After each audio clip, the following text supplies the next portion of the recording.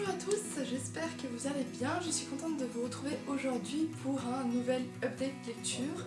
Je suis désolée pour la luminosité, il fait déjà nuit, mais en fait je voulais absolument finir Cress avant de tourner cette vidéo. Parce que voilà, la deuxième partie du livre m'a complètement submergée. En fait, c'était compliqué de m'arrêter en plein milieu, j'avais le cœur qui battait pour les personnages, c'était complètement énorme, donc je préférais finir le livre avant de tourner cette vidéo. Alors cette semaine, je n'ai lu que 2 livres, comme la semaine dernière, si je me souviens bien. Et j'ai commencé la semaine par une lecture que je vous avais déjà un peu présentée la semaine dernière. C'est Stone Cold Touch. Stone Cold Touch de Jennifer L. Armentrout, donc le deuxième tome de la série Dark Element. Le premier tome, je l'avais lu il y a 2 semaines. J'avais beaucoup aimé l'univers des gargouilles que l'auteur avait mis en place, ainsi que le personnage de Ross et de Layla. Donc dans ce tome, on retrouve Layla quelques jours après la fin du premier tome, et elle est un peu chamboulée par ce qui s'est passé donc, à la fin, et on va voir dans ce tome-là qu'elle va commencer à se rapprocher de Zane, ou c'est plutôt Zane qui va se rapprocher d'elle et lui montrer qu'il a des sentiments pour elle. Et on va rentrer dans une sorte de triangle amoureux qui est quand même très très présent dans ce tome-là. Zane est un personnage que j'avais peu apprécié dans le premier tome. Au début de celui-là, il ne m'avait pas trop posé de problème. C'est pas que je l'avais aimé, mais je l'avais pas autant détesté que dans le premier. Mais à la fin et les dernières révélations de ce tome-là, je l'ai complètement détesté. Je l'ai regardé donc d'un autre œil en fait, tout ce qui s'était passé au début de ce tome-là. Et donc voilà, c'est un personnage qui maintenant me tape complètement sur le système, et je préfère bien sûr Ross qui refait son apparition dans ce tome, toujours aussi cynique et arrogant, et malgré le fait qu'il va un peu blesser Layla. J'ai beaucoup aimé ce personnage, on sent qu'il cache un peu le fait qu'il n'a pas un cœur de glace comme la plupart des démons. Et voilà, il est très attachant surtout, et encore plus à la fin de ce tome-là, donc j'espère que dans le 3e tome, on le découvrira encore plus.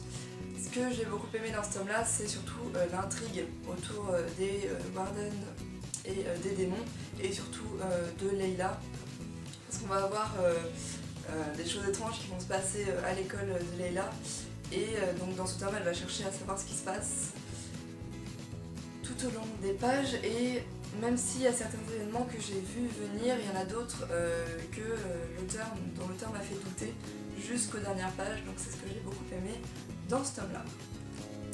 Passons à ma deuxième lecture de cette semaine et dernière lecture de la semaine. Donc celle-là, c'était la dernière lecture du mois de janvier, puisque Cress, je l'ai fini qu'aujourd'hui. Donc j'ai lu Cress de Marissa Meyer, le 3e tome des Chroniques lunaires. J'avais lu les 2 premiers tomes, pareil, il y a à peu près 2 semaines, et j'avais beaucoup aimé. Mais comme Cress est un gros pavé, je n'avais pas voulu le commencer tout de suite pour pas faire une overdose, on va dire, de l'histoire.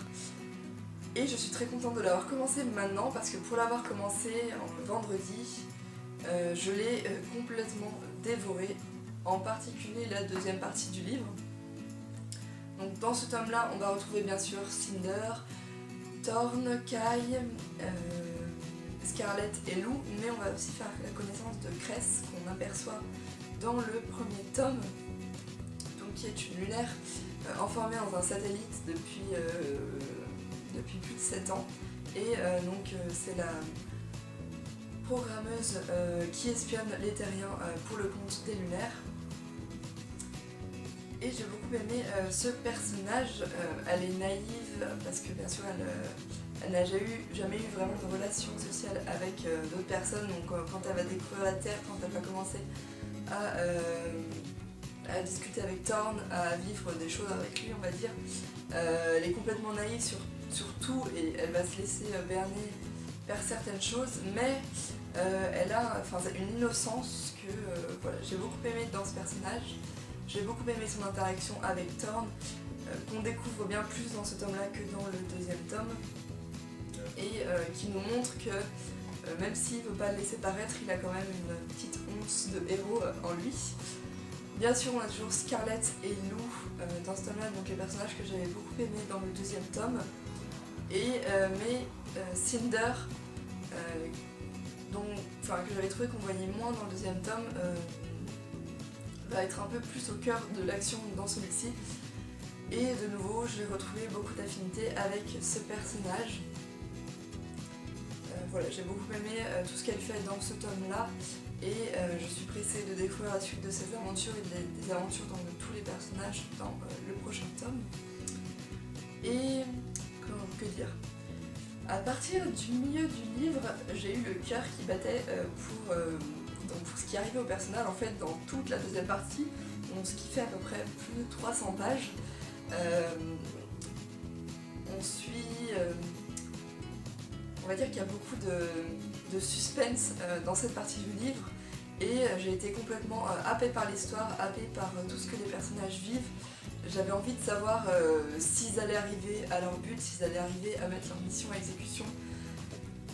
Et voilà, l'auteur m'a complètement embarquée dans ce tome-là. J'ai pas trouvé de passage trop long. J'ai aimé tout ce qui s'est passé, tout ce que l'intrigue nous révèle et tout ce qui risque de se passer dans le prochain tome.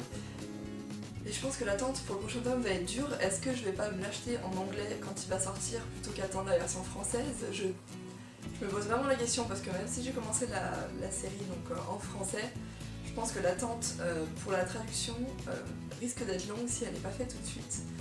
Donc je verrai bien. Alors je suis désolée si ce que je dis sur ce tome-là il reste très confus, mais comme je viens de le finir, c'est un peu dur de faire le point sur tout ce que j'ai ressenti. Je posterai ma chronique dans les jours qui suivent et je mettrai le lien dans la barre info de cette vidéo, du coup un peu plus tard quand j'aurai posté, parce que quand je vais avoir posté cette vidéo, je pense que je l'aurai pas un peu encore écrite. Je vous laisse aussi le lien vers ma chronique pour Stone Cold Touch de Jennifer L. Armentrout. Voilà, donc deux très bonnes lectures, une qui finit très bien le mois de janvier et une qui commence très bien le mois de février. Donc j'espère que le mois de février, il y aura d'aussi bonnes lectures. Je ne sais pas encore ce que je vais commencer à lire pour la semaine prochaine. Je pense que ce soir je vais rien lire parce que je vais me laisser reposer en fait après tout ce...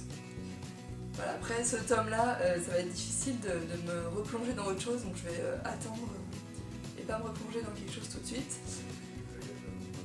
Je vous souhaite donc une bonne semaine, j'espère que cette update lecture vous aura plu. N'hésitez pas à me dire si vous avez lu ces livres-là, ce que vous avez lu vous dans la semaine, me dire les livres qui vous ont plu, peut-être que ça pourrait m'intéresser. Et puis je vous retrouve pour une nouvelle vidéo la semaine prochaine.